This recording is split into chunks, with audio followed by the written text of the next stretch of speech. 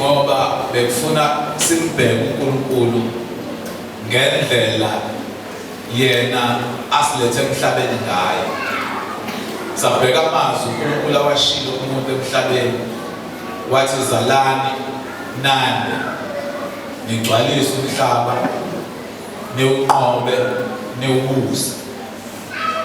Sathi lezo zinto lezi zinto umuntu nephila emhlabeni kufanele ahlale ayikale ngazo ukuthi ngiyazenza lezi zinto uNkulunkulu angibizele zona. Namhlanje kuseni ngiyacela ukukhuluma nani ukuthi sesisindisiwe ke manje sesiyaphola and then what? Ngicela ukukhuluma nani ekuseni about a soul winning church. A soul winning church. Njengebandla kubalulekile sikhumbuzane ukuthi leli bandla leli lakithi liyibandla elizuza kakhulu imphefumulo. Sakubona bazalwane. Not manje kusukela eqaleni masifika la sifike ifounder yaleli bandla baba uAldi Gumbi especialize kakhulu ngokuzuza imphefumulo. Ngihleli lana ngiyabuka lo mbhalo obhalwe la uthi Jesus says. Bazokhumbula abazali abadala kakhulu ukuthi ngama-90s kwakuney'kipha ey'bovu esasiy'faka la ekwakuy'kipha zala esontweni ezayibhala uJesus says. Laphaya bekunoqwebo soloke labakhona soloke kwaqala ukukhonzelwa kule ndlu ebelibhalwe uJesus says. That is why masilungisa sathi ngcono silisuse kodwa lo Jesus says ngathi ngiyawudinga okungenana ube khona la ukuze wonke umuntu awubone ngoba lo Jesus says usikhumbuza sihleli phansi ukuthi uKristu Jesu uze emhlabeni ukuzozuza abantu, uzokwenza ukuthi abantu basindiswe bafinyelele kulazini iqiniso. Sanibonani bazalwane. And njengoba sikhona la uNkulunkulu uthembe thina futhi ukuthi umsebenzi uKristu Jesu awuzele emhlabeni uzohamba kangcono uhambe kalula uma enathi sisebenza umsebenzi asinikeze wona. Ukuthule bandleni. Ngiyacela sivule izwi lenkosi lapha ngokukaMathewu chapter 28 verse 19. Ivesi leli esilithanda kakhulu la ekhaya ekuyilona elisigqugquzelayo embonweni wethu njengebandla. Leli vesi leli ngendlela ebaluleke ngayo ngiyathi amabandla amaningi asebenzisa lona leli vesi njenge-inspiration esenza ukuthi sisebenze umsebenzi kakhulukazi ukulanda abantu ezonweni nokubafundisa abantu nokubabhabhadisa abantu. Manje ngiyacela silifunde namhlanje just ukukhumbuza nje. Ngiyacela sithembele umfundele. Ngiyakufundela ufikile sekusithembele manje madoda akamfundele koyedwa wenu.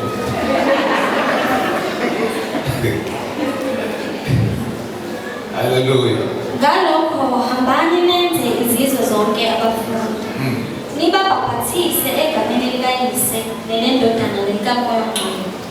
Nibafundise ukugcina konke enginiyale ngakho. Bhekani mina nginani izinsuku zonke kuze kube sekupheleni kwezwe. uJesu la uma ekhuluma nabafundi bakhe ubanikeza lo myalelo. Ngiyazi ukuthi sinomyalelo obizwa ngomyalelo omkhulu eBhayibhelini. Kodwa lo myalelo lona mukhulu kakhulu. Lo myalelo uJesu unikeza abafundi bakhe owakapakela nakithi. As long as uJesu enikeza abafundi bakhe nathi sinikezwe same myalelo. Uthi ngakho hambani nenze izizwe abafundi. Ithi lento bazalwane. Ithi lento uma sesisindisiwe sesikholwa akwanele sihleli la sibukane emehlweni. Ngoba once ahlala kakhulu sabukane emehlweni sizoxabana bazalwane. Nikhona abazalwane. Kodwa kubiza ukuthi asihambe siyokwenza abanye bafane nathi. Hallelujah. Uma izwi lenkosi lithi be fruitful, lithi asizale, kubiza ukuthi asikhiqize abanye abazofana njengathi.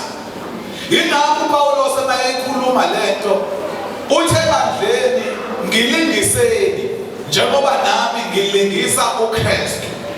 Ngoba uPawulos wayazi kahle kamhlophe ukuthi mhlawumbe uma laba bantu bengabomazisisi kahle uKristu njengaye bazoba nenkinga yokwenza izinto.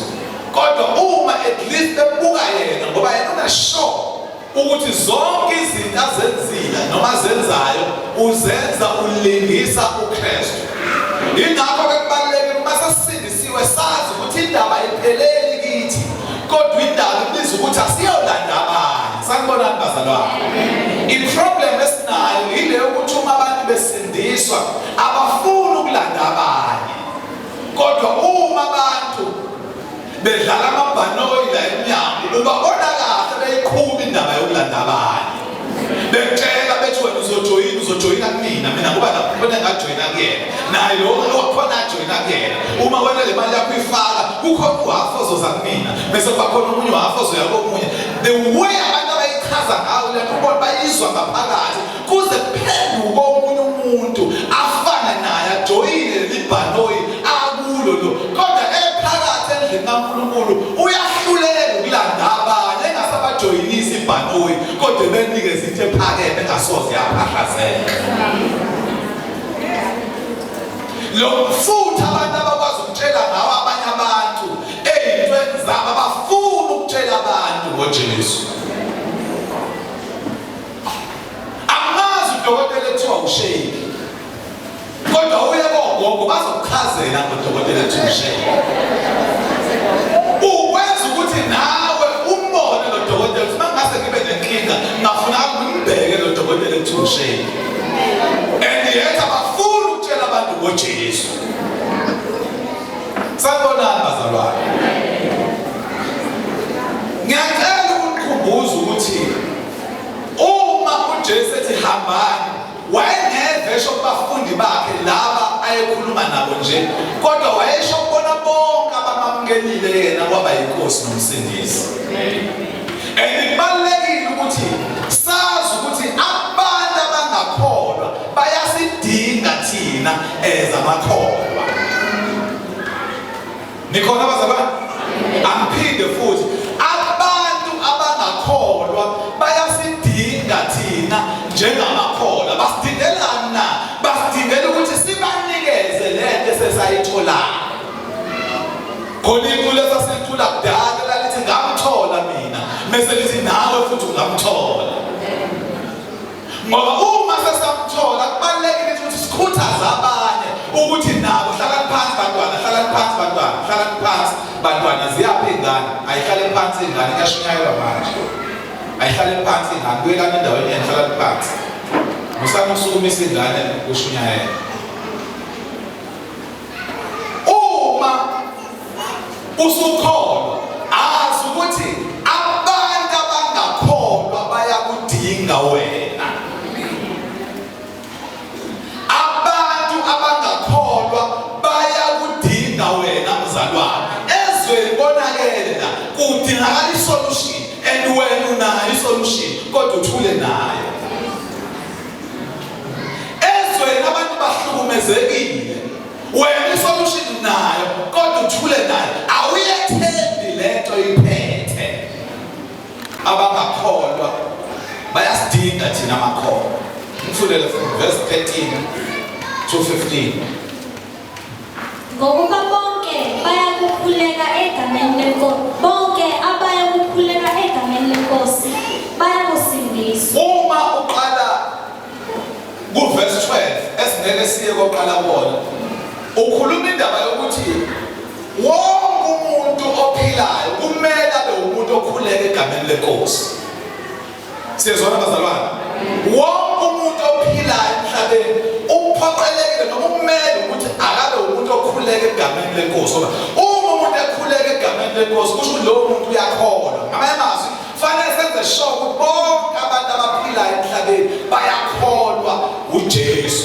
lenyama. Selithi-ke la esifunda khona ngokuba uma bonke labo bantu bekhuleka egameni lenkosi bayakusindiswa. Ingakho uma senze altar call sibiza abantu bamukela uJesu sibenzisa umthandazo wokukhuleka egameni lenkosi. Nikhona abazalwane? Sibenzisa umthandazo wokukhuleka kuJesu. Sibenzisa umthandazo wokukhuleka kuNkulunkulu egameni likaJesu. Senzelani na? Senzela ukuthi lo mkhuleko abawukhulekelayo ngawo lithi zikaNkulunkulu bayakusindiswa. Hallelujah. Remember, abantu abangakholwa bayakudinga. And kufunakala ukuthi one day bakhuleke egameni lenkosi. And umuntu okhuleka egameni lenkosi olazi kahle igama likaJesu uwena. Hallelujah. Funda fikile. Kepha bayakukhuleka kanjani kuye abangakholwanga nguye na? Bayakukholwa kanjani abangezwanga ngaye na? Bayakuzwa kanjani kungekho okushumayelayo na? Bayakushumayela kanjani uma bengathunywa na? Njengokulotshiwe ukuthi yeka zinhle izinyawo zabashumayela izindaba ezinhle. Lo mbuzo ubuzwa la umbuzo kufanele siwucabangisise kahle thina njengamakholwa. Uma ungaba nayo impendulo yawo siyayidinga impendulo yalombuzo ubuzwa la. Because the Bible labantu abasemnyango esithi kufanele bakhuleke egameni likaJesu, bakhuleke egameni lenkosi. Lithi bazokhuleka kanjani egameni lenkosi uma bengakholwanga yinkosi na? Ngamamasu abasoze bakhuleke egameni lenkosi bengazange baze bakholwa ngoba nawe ukhuleka egameni lenkosi nje ngoba wakholwa yiyo. Sakhona abazalwane. Mase umbuzo uphinde uthi bayakukholwa kanjani bengezwanga ngaye na? Futhi bayakuzwa kanjani kungekho shumayelayo na? Ngamazwi as long as singayishumayeli indaba kaJesu kukhona abantu abangasoze bezwa. Nikhona abazalwane? As long as sithule singayishumayeli indaba kaJesu kukhona abantu abangasoze bezwa. Siyazi ukuthi izwi linala. Kodwa kuhle ukuthi nawe ube neshow bezwile abantu abakusarawundile. Even esikoleni la ufunda khona ngisho kuthiwa ngiyabingelelana nomuntu ishutheke indaba kaJesu, ifake indaba kaJesu. Nikhona abazalwane? Ngisho umuntu ekubuza impilo unjani zama ukuthola indaba ukuthi ungayishutheka kanjani indaba kaJesu. Sibonga umusa kaNkulunkulu ngoJesu osiphile. Uyazi ukuthi lokho muntu menze ukuthi noma ngabe usasukile eduze kwakho ayicabangisise kahle le ndaba ukuthi wena ukuphila kwakho ukuthatha uyisa udumo kuJesu. Bazozwa kanjani bengashunyayezwanga na? Bazoshumayela kanjani bengathunywanga na? Ngimila namhlanje ngiyanithuma nonke ukuthi asiye kotshela abantu ngoJesu. Ngingaqala umpostoli wayesithuma njalo ukuthi ambana ngibazalwane. So akuyona into entsha le ngitshela yona ukuthi indaba yokusindiswa nokukholwa kwabantu eminyango akusiyona iyabathize, akusiyona yabavangeli, akusiyona yabafundisi, kodwa yabantu bonke abasebemamukela uKristu uJesu abayinkosi nomsindisi ukuthi badlulise lezi ndaba ezinhle. Kunengoma esasiyicula kudala eyayithi qhuba indaba, mzalwane qhuba indaba. Le ngoma yayisho indaba eyisimanga. Ithi akusiye yakho le ndaba. EkaJesu le ndaba, mzalwane qhuba indaba. Kumele ukuthi siqhube indaba. Le ndaba akusiyona yethu. Akufunakala ukuthi siyibambe singafuni ukuyidedela komunye umuntu. Kufanele siyidedele ifinyelele nakubona bonke abantu. Mawunayo makhelwane awuthinde makhelwane hey kwagcina nini umuntu ucela umuntu nje ngoJesu. Bathi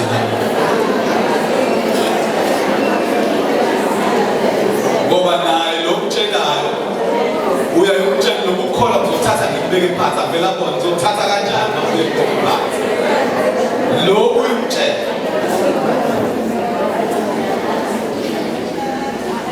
ngiyatshela bazalwane ukusho ukuthi simele ukutshela abantu simele ukulanda abantu engisaphela amandla ekulandeni kwethu abantu uyazi ukuthi khona umuntu okumele ukuthi akaye esontweni kuphela unyaka elimele kuthembisa nje kuthembisa nje uyakazika akubalekela avala umnyango abloke azilinye abluthike enze zonke lezi zinto ebalekela wena musu kuphela amandla awufundele ngokaLuka asiye encwadini ngokaLuka chapter 14 verse 16 kepha wathi kuye umuntu othile wenza idili lithi iBhayibheli umuntu othize wenza idili elikhulu wenza ibhanquet wamema abaningi ngesikhathi sedili wathuma inceku yakhe ukuba isho kwabamenyiweyo ukuthi zanini ngokuba sekulungisiwe konke lithi iBhayibheli lo muntu omkhulu owenza idili wayesethumele izinceku zakhe ukuthi hambani nibize wonke ama-invited guests ukuthi aweze ngoba itafula selungise kuhlelwe konke sebengangena kuthiwa kepha bonke baqala ukuzilandulela ngazwi linye lithi iBhayibheli bonke baqala ukuzilandulela ngazwi linye ngamazwi ngazi ukuthi babeplanile ukubona ukuthi u-invite esontweni abantu abawu-5 uyinje ukuthi njengoba kumemela abantu abawu-5 esontweni for sure ngeke balove bonke bamthele down bonke bavele bamthele down bonke bengazani kube ngabe beplanile ukuthi sizomgila lithi iBhayibheli labantu ababemenyiwe bonke banqaba ngazwi linye bathi owokuqala wathi kuye ngithengile insimu kuswelekile ukuba ngiye ngiyibone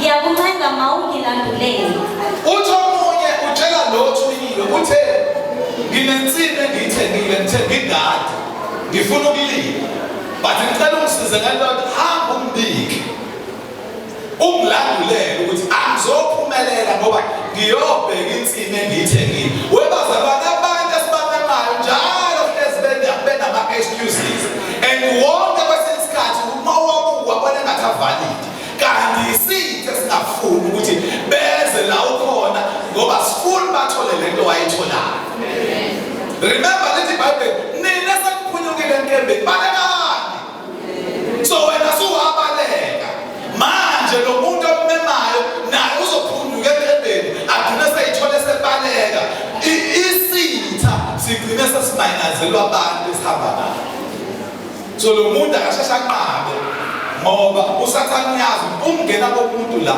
kwakhuluma izwi kaNkulunkulu alihambi kuweni labantu akithi alihambi liphume libuye lingawenzanga umsebenzi so isitha siyazi angimvimbe ngabosuku ngisho nasekhaya akenze nje ayilandulele aqambe ukuza kuthiwa omunye wathi ngithengile izinkabi eziyishumi sengiya ukuzilinga ngiyakuncenga mawungilandulele omunye wathi ngithathile umfazi ngalokho ngingeze isibuyile inceku yabika lokho enkosini yayo khona umninindlu wathukuthela wathi encekwini yakhe khawuleza uye emigwaqweni zonke izitori uJesu ayixoxayo isikhathi esiningi usuke senzela umzekelo wokwazi ukubuka indaba kaBaba lalela bazalwane labantu esisuke sibamema ukuthi abeze enkonzweni sibamema ukuthi abamukele uJesu abe inkosi nomsindisi lithi iBhayibheli lo muntu wathukuthela and ku-clean kusinikeza ipicture yokuthi noNkulunkulu uyathukuthela ethukuthelela abantu abangafuni ukuza kuye sanibonani bazalwane ngoba lithi iBhayibheli ufuna bonke abantu ukuthi bafinyelele kulazini iqiniso uma abantu bengamfuni uNkulunkulu. uNkulunkulu akubuhle lokho kubi. Lithi iBhayibheli bonke laba bantu banqaba. Uthi omunye mthenga inkabi. Lezi inkabi zokulima ngifuna ukuyitesta. Uthi omunye kade ngiqeda ukugana, ngiqeda ukushada. Manje unkosikazi wami angikwazi ukushiya unkosikazi. Awusanibona bazalwane?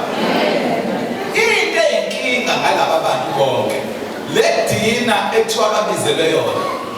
Idina bazalwane ngathi isidlo sanini? Sakusidlo ngathi.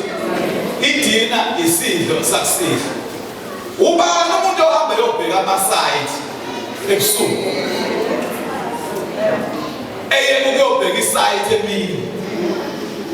Walinda ukuthi akuze kushaya isikhathi ukuthi aye la ekufanele aye khona. Awusanibonani bazalwane?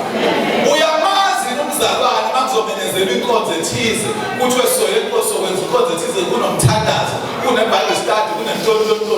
Uzoyithola i-excuse azokubikela yona ezokwenza imini yonke.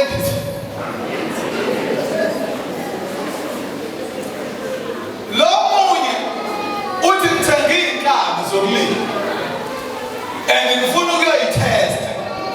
Naye futhi uyotesta indaba yokulima ebusuku. Uyambona lo muntu ukuthi yonke le nto ayishoyo ayikho. Uwest kakhulu-ke lo uqeda ukushada. Webazalwane, makuthiwa wake washada uzoyibona into ukuthi ayikho into emnandi ukuyihamba mawuqeda ukushada njengemcimbi. Nikhona abazalwane? Mawuqeda ukushada ayikho into emnandi. Ubona abantu abasanda kushada, babeqeda ukushada, ubona sebehamba bobabili. Ubona sebelungisana othayi nobhothayi, ubothayi madoda kumnandi lapha. Kumnandi ukuhamba umcimbi uma niqeda kushada. Ukuhamba le dina kwakuzoba yenye indlela yokukhiphana kwalaba abaqeda ukushada. Kodwa isitha sathani lapho bekanizaba. Lithi iBhayibheli wathukuthela lo owenza idini. Thiwa khona umninindo wathukuthela wathi enqumeni yakhe, khawuleza uye emigwaqweni nasemingcingweni yomuzi ungenise lapha abampofu nezilima nezibhubhuthe nezinyongo. Bazalwane, kunabantu abasuke be-expecte ukuthi abakhona. Abanye abantu ekuhlala nabo emakhaya, abantwana benu, abafowenu, odadewenu, ku-expect ukuthi wena ukuze ukwazi ukuyoshumayela ivangeli qala ngalaba onabo la endlini. Angibazalwane, bangafuni ukuyizwa lento yabo. Ngisho u-invite bona bangafuni ukuyizwa. Lithi iBhayibheli umninimuzi wathi hambani-ke manje, bayeke ndaba bangafuni. Hambani-ke iyani-ke manje emigwaqeni nifune abampofu, nifune izilima, nifune abakhubazekile, nifune lonke uhlobo labantu, ngoba laba kade benyiwe banqabile, kodwa izwi kaNkulunkulu seliphumele wonke umuntu. Lithi iBhayibheli ayeze kubo abamamukelanga. Ngibazalwane, bese lithi kodwa bonke abamamukelayo wabapha amandla ukuthi bangabantwana bakaNkulunkulu. Nathi bazalwane singene kanjalo, singene ngoba babe-invayithiwe, abayamukelanga i-invite. Thina mase kuthiwa kuphunyelwe nakithi samamukela uKristu Jesu waba yinkosi nomsindisi, bese ngembonge yini na? Kanti futhi bese ngebalande yini abanye abafana nathi na? Kuthiwa mfiki Yathi inceku, Nkosi, sekwenzekile ngokuyala kwakho, kepha isekhona indawo. Lithi iBhayibheli baphuma bayolanda lonke loluhlobo belingadingeki, balibizwa ngene ngaphakathi. But lithi iBhayibheli izwakala inkosi ithi kodwa isekhona indawo. Awusanibonani bazalwane? Awusanibonani bazalwane? Kuthiwa Yathi inkosi encekwini, phuma uye ezindleleni nasezintangweni ubacindezele bangene ukuba igcwale. Lithi iBhayibheli waphinde ubakhishwa futhi ukuphuma uye ezindleleni, uye ezingcingweni ubacindezele. Ngamanye amazwi u-insist. Uma umuntu ethi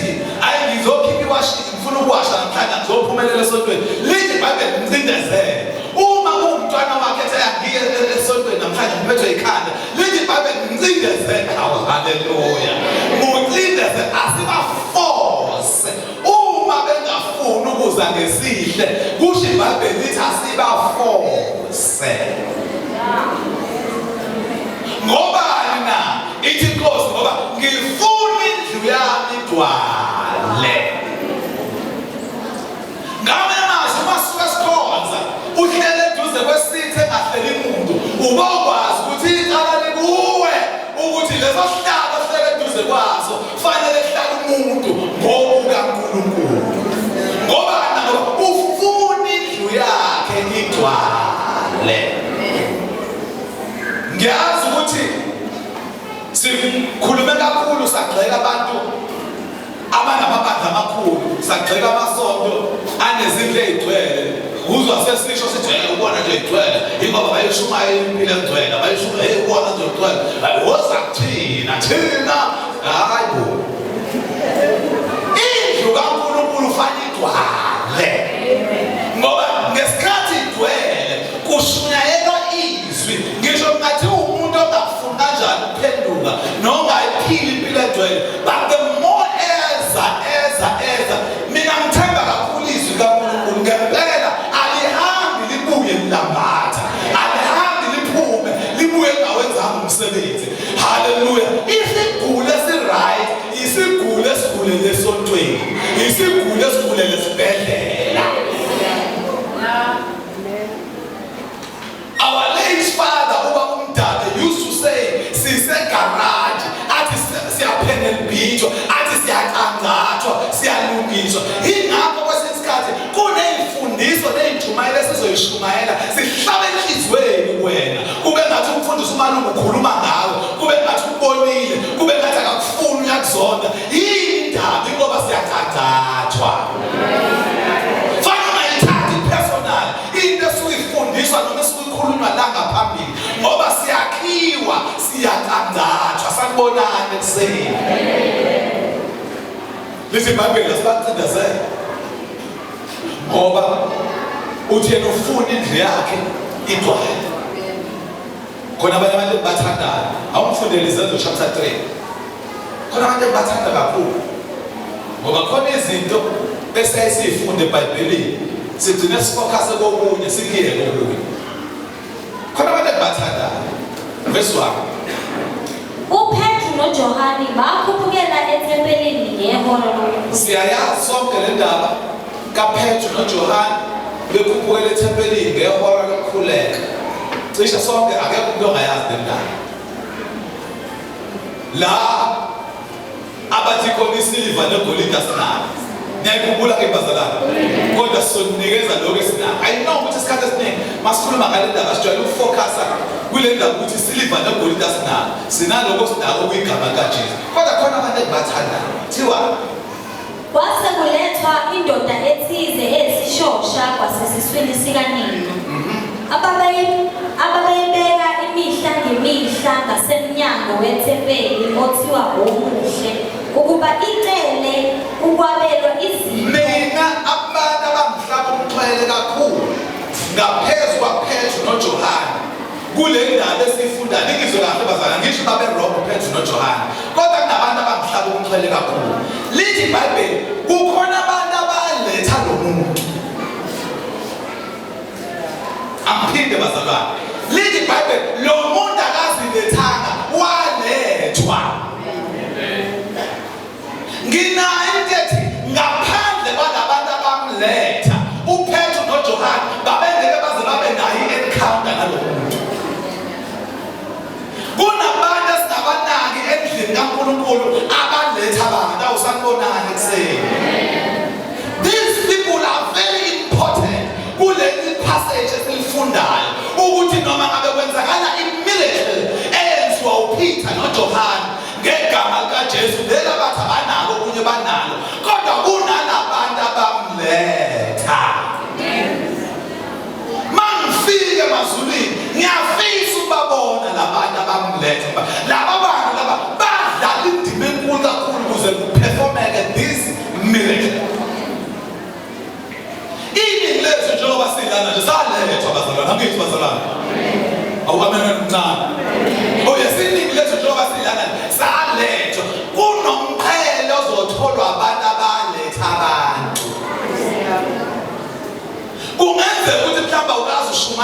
awukwazi ukushumayela kodwa amandla okuletha abantu nawo mntaka baba yenza lokho okwazi ukwenza.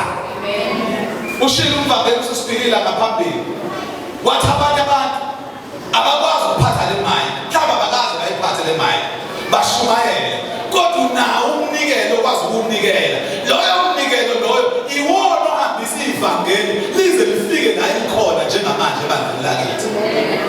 Umnikelo wena mhlawumbe ongawuthatha kancane mhlawumbe uyitshela ukuthi imali encane leyo sokuyinikela kodwa leyo mali osuke uyinikela yenza ukuthi kusustaine umsebenzi kaNkulunkulu uqhubeke njengoba uqhubeka awusakubonani ekuseni. Laba lithi iBhayibheli bakuletha. Hayi ngiyabathanda labantu. Laba baletha lokhu ngiyabathanda. Lithi iBhayibheli bazozwa kanjani bengashunyayezwana.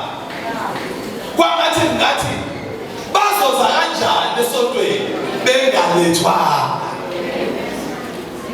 Awuphinde umthini makhelwane letha abantu letha abantu. We saw winning church. Letha abantu. And when the soul winning is one of our pillars in this church. Le yokuletha abantu yokulanda umphefumulo. Hallelujah. Umbuzo makhe soke eqala unyaka usuke khona manje okusuka kuzamazama makhe. Khona usuke wakuzamazama. Awufundele uJohn chapter 10. Oba ngiyazi masihlangene la siyayisitshela kwanele ngathi. Usuza ngisho sifakaza. Sithi sama akhamhlolo. Sama 5 amhlolo. Hayi bazona ngiyabona kule ndawo le. Izinto zami zashintsha mhlawumbe ngiyathela kule ndawo. It's good. Siyakufuna ukuthi izinto zami ngempela ishintshe mhlawumbe ngiyathela kule ndawo. Kodwa kuba cabange laba abantu abasemnyango ekufanele nabo ishintshe. Ngokunyathela kule ndawo. Verse 16. Nezinye izimvu nginazo eziyesiso ezalesi sibaya. Nalezo ngimele ukuziletha. Ziyakuza izwi lami. Kube mhlambi munye nomalusi munye. Uthi uJesu njengoba ama-akha mhlawumbe enhleli nje ngigcwele la nithe ababala. Hundreds abantu abalapha phakathi. True effect. Kodwa zikhona eziyizidle ngaphandle, izimvu engaphandle. Uthi nazo lezo zimvu kufanele iphelele zibe izimvu zalesibaya. Sambonani bazalwane? Zibe izimvu zalesibaya, zibe malusi munye. Lo oyini Kristu Jesu njenganawe.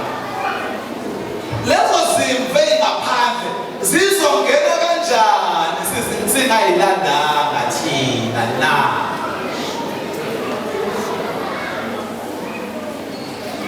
Our father, apostle osasenkosini uNdlovu used to say ungabaletha abantu uyabakhipha.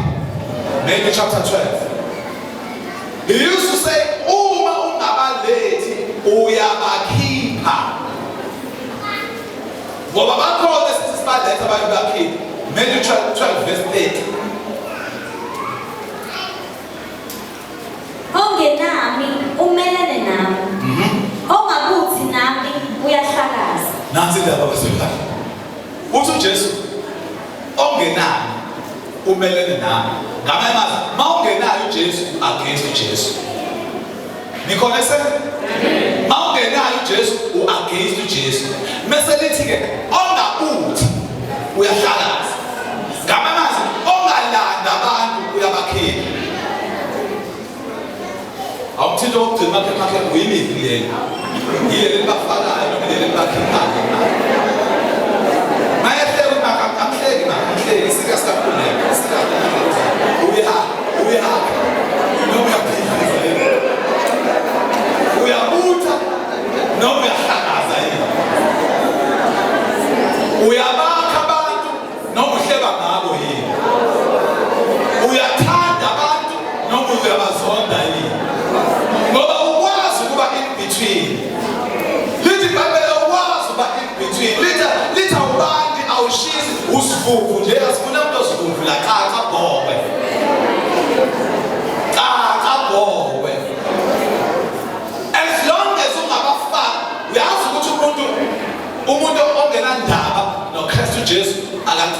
akaxoxeli umuntu ngoKristu Jesu. Umuntu ongenandaba nebandla lakubo aka-invite umuntu ebandleni lakubo. Umuntu ongenandaba nabazalwane bakhe akhonza nabo aka-introduce umuntu nabazalwane bakhe. Ngoba nabo akanandaba. Uzosondwe nje uyayithikithela. Nikholwa bazalwane. Manje kubalulekile ukuthi ucacise cishe ngakhuluma enye into. Kanti angifuni ukungena kuyona ngoba into esematheni yamengamelwa ngapha kwelinye izwe eliqala ngo-A.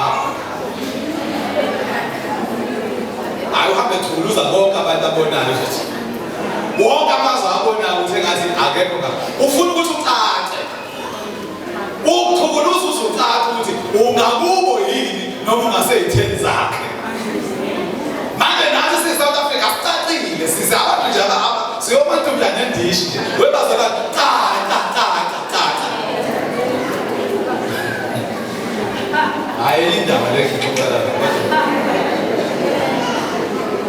Okwabo ukukhuthaza nje ukuthi ucaca. Indaba yokulanda izoni ayihambi nange-age. Ngiyazi ukuthi thina njengoba sesiney'nwele ezimhlophe nje siyaye sikhuluma indaba yokuthi hayi nina nisebasha, nina nisebancane, ayigijimane, nina kufanele mlande izoni. Cha. Wonke umuntu usuke senawo amandla okulanda izoni. Awufundele amakhulu 92. Psalms 92. Umfundele 12 to 15. Olungileyo uyahluma njengesuku. Uyahluma. Olungileyo uyahluma njengesuku. Lithi iBhayibheli ofana nami nawe njengoba thina silungile lithi siyahluma njengesuku. Ngamanye amazwi siyakhula, ngamanye amazwi siyanda. Nikhona bazalwane? Ngoba silungile.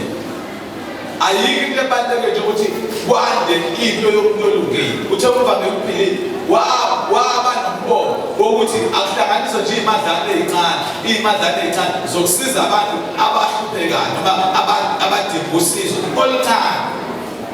But namhlanje unenkampani esiza abantu manje ngendlela enkudlwana kunale ndlela aqala ngayo.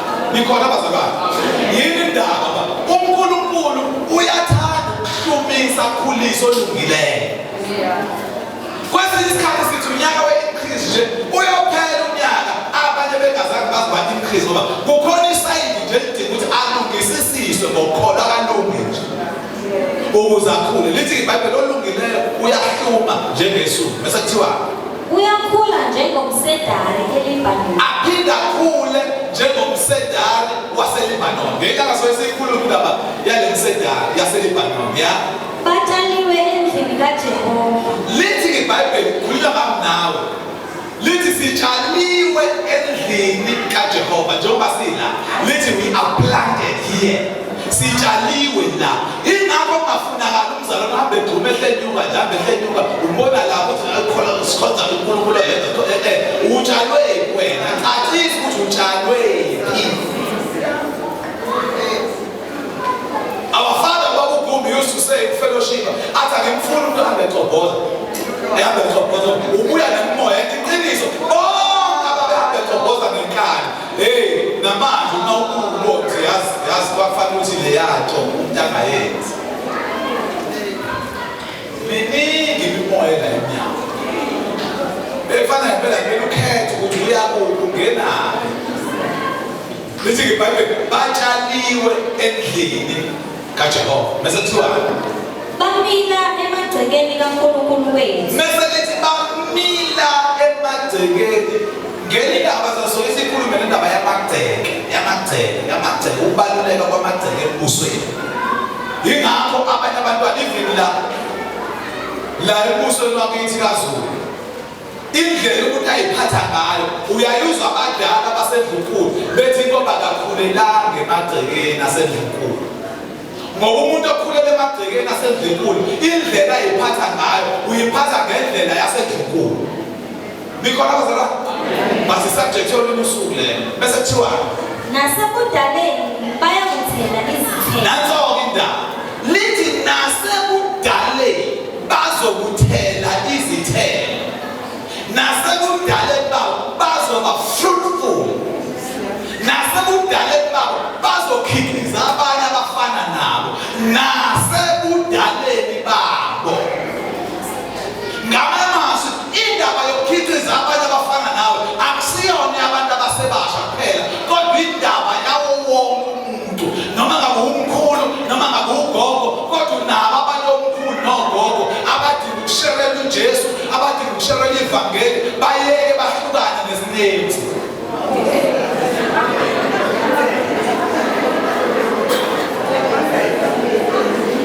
Ngoba abanye ogogo badla isinemfu, kodwa khona ogogo abasindisiwe othi noma ngabe ubeka ngaphambili uzwe lo muntu manje una-70 bani, una-80 bani, kodwa into ayikhulumayo ukhuluma into ene-sense.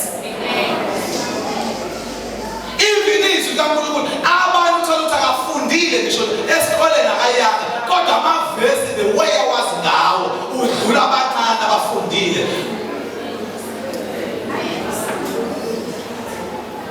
Siyakwazi ukukhiqiza sizala, ngikhuluma nge-soul winning church.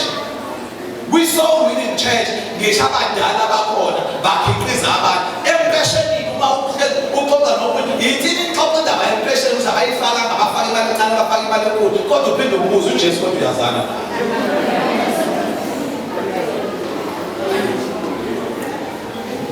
Usuqedile kuthiwa Bahlume babe luhlaza. hayibo bahlume kanjani begugile, babehlaza kanjani begugile? Ngoba uma abantu begugile u-expect ukuthi abagcwale phela, angibazalwane.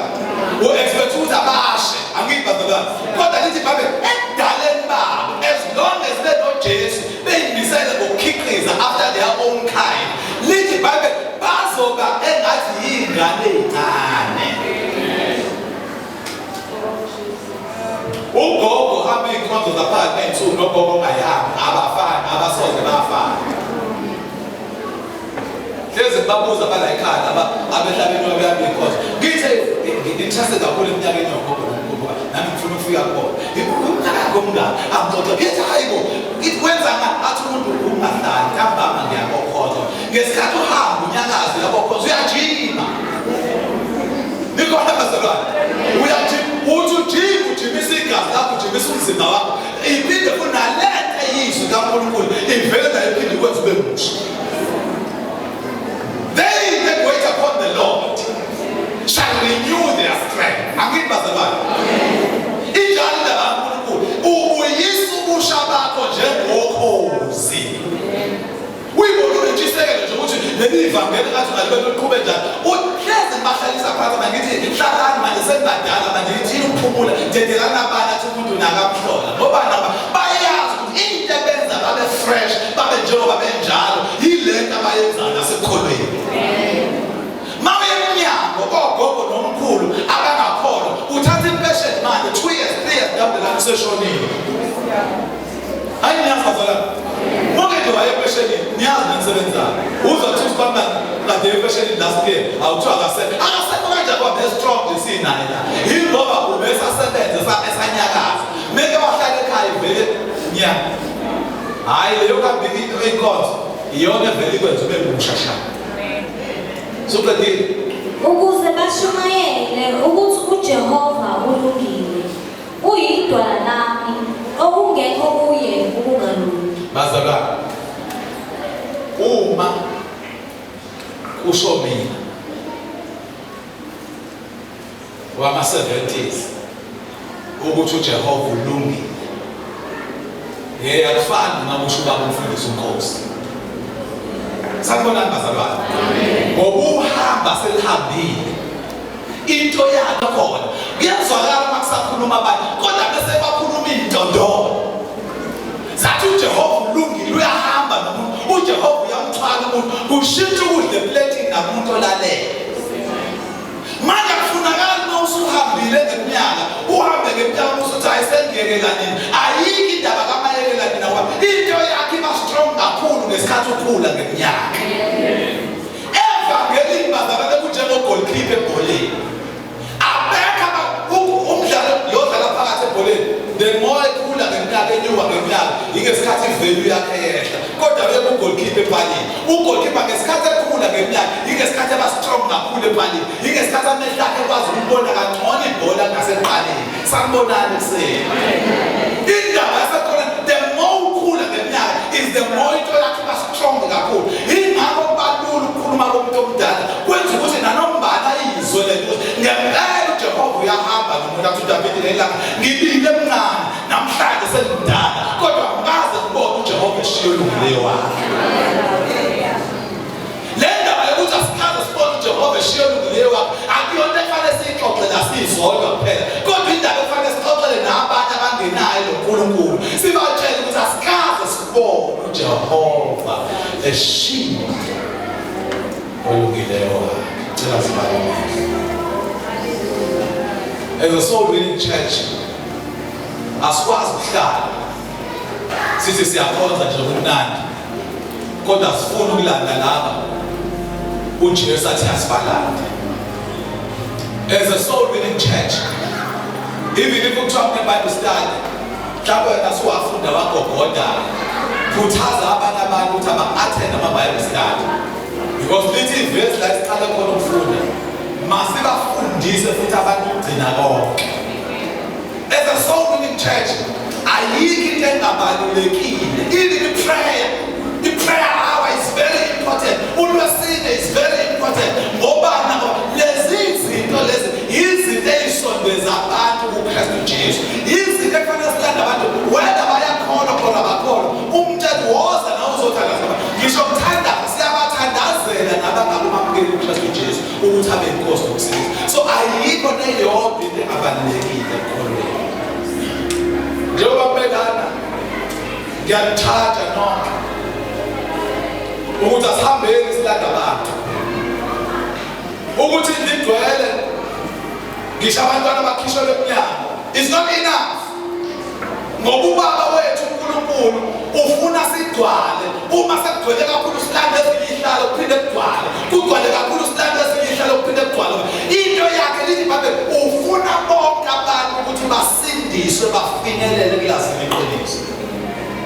So this is my charge giving namhlanje asiqhubeke siyolanda abantu asiphume siyowitnessa amandla okufakaza ngoJesu makhulu kakhulu ebandleni nasasonke lokwenza kulo bring your world landa abantu ophila nabo landa abantu associate nabo landa abantu osebenza nabo abantu ofunda nabo omakhelwane bakho balanda beze la okhona ngoba uyazi ukuthi uyophila kamnandi kanjani uma bonke abantu abakusarawundile befana nawe kodwa izilonga abantu abakusarawundile bekholelwa kwabanye uNkulunkulu bawuhlezi bekuphatha kabi bekuhlukumeza